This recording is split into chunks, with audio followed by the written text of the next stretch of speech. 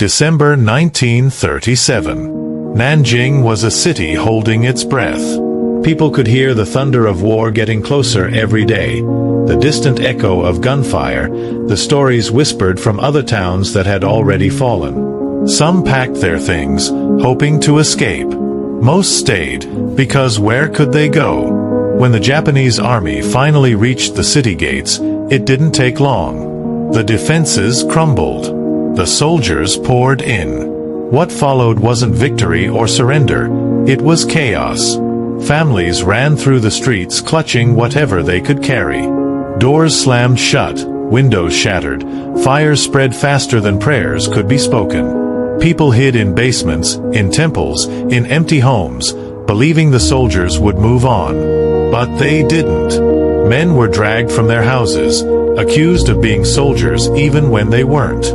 They were taken to open fields, riverbanks, empty lots. Gunfire replaced answers. The river carried their bodies away. Within days, Nanjing was unrecognizable. The days that followed felt endless. No one could keep track of time anymore. The city was under full control, but there was no order. Every street carried its own story of loss.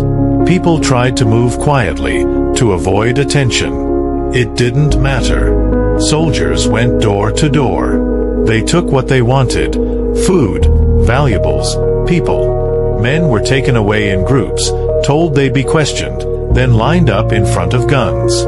Some were made to dig their own graves. The women faced a different kind of terror.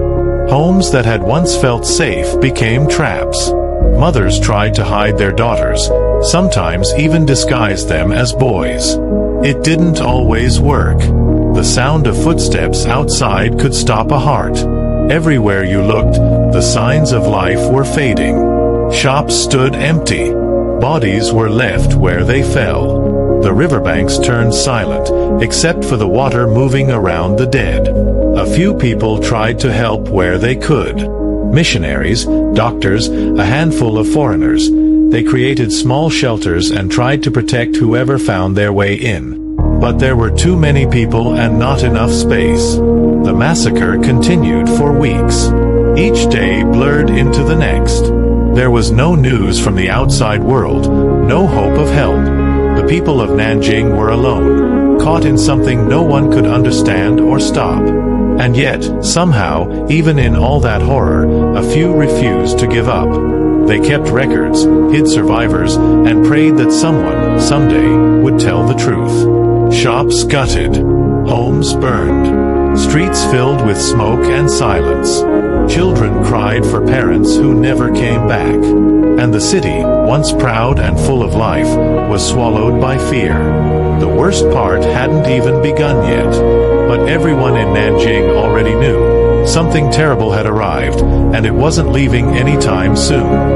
In the middle of all the destruction, a few people refused to turn away. They weren't soldiers or leaders. They were teachers, doctors, missionaries, foreigners who had chosen to stay behind when everyone else fled. One of them was a German businessman named John Rabe. He wasn't a hero by design. He was a member of the Nazi Party, a man who believed rules could protect people. But when he saw what was happening, he used his position to create something no one expected, a small area of safety inside a city of chaos. He called it the Nanjing Safety Zone. Along with a handful of others, he set up shelters, hospitals, and schools. They marked the borders with flags and hoped the soldiers would respect them. Somehow, in most cases, they did. Within those few blocks, over 200,000 civilians found a fragile kind of peace. Those who survived the massacre carried the weight of what they had seen for the rest of their lives. Many never spoke about it. Some left diaries and letters that would later become the world's evidence. When the war ended, the truth began to surface. Photographs, testimony, reports from people who had seen it all. The trials that followed condemned the crimes, but justice could never match the loss. And yet, because a few people chose to act, the world could no longer pretend it didn't happen. Today, the memory of Nanjing still stands, in stories, in memorials, in silence. It's a reminder that even in the darkest moments, there were those who refused to look away, and that the choice to stand for others is sometimes the only light left to find. Thank you for watching this incredible piece of history unfold. If you enjoyed this story, make sure to follow and stay tuned. There are so many more shocking, unbelievable, and legendary moments from the past coming your way.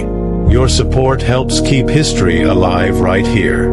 Until the next chapter, stay curious and see